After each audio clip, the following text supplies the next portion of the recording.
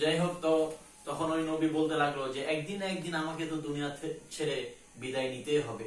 তো আমাকে আরো 10 বছর 20 বছর পর যদি আমাকে সুযোগ দেওয়া হয়, আমাকে নিয়ে যাওয়া হয়, তাহলে কি কি হবে? আর এখন যদি আমি মরে যাই, এখনো বা কি হবে? ঠিক আছে, এখনই আমার জান নিয়ে যাও।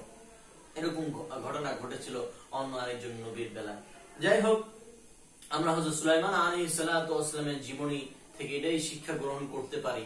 আমাদের টানা 6 পর্বের এই পর্ব সহ 6 পর্ব দ্বারা আমরা এটাই জানতে পারি, এটাই বুঝতে পারি যে সমস্ত প্রাণী মৃত্যুর স্বাদ গ্রহণ করবে, মরে যাবে। সেজন্য আমরা যতদিন দুনিয়াতে থাকবো, আমরা আল্লাহর হুকুম মতো আমাদের নবী আলাইহিস সালাতু ওয়াস সালামের নুরানি তরিকা অনুযায়ী আমাদের জীবনকে সাজাবো, গোছাবো, আর আখিরাতে আমরা জান্নাত অর্জনের জন্য চেষ্টা আর প্রয়াস চালাবো। যাই হোক, পরিশেষে সকলের সুস্বাস্থ্য, উন্নতি, অগ্রগতি কামনা করে আমরা আজকের মতো ভিডিও এখানেই শেষ করলাম। আর সবার শেষে আমি এটাই বলতে চাই, আপনি যদি লাইক দেন তাহলে এই ইসলামিক ভিডিওগুলা আরো 10 জনের কাছে পৌঁছে যাবে। যদি শেয়ার দেন তাহলে শত শত মানুষ এটাকে দেখার সুযোগ পাবে। আর যদি সাবস্ক্রাইব করেন তাহলে চ্যানেলটা আপনার হয়ে যাবে, আপনার থেকে যাবে।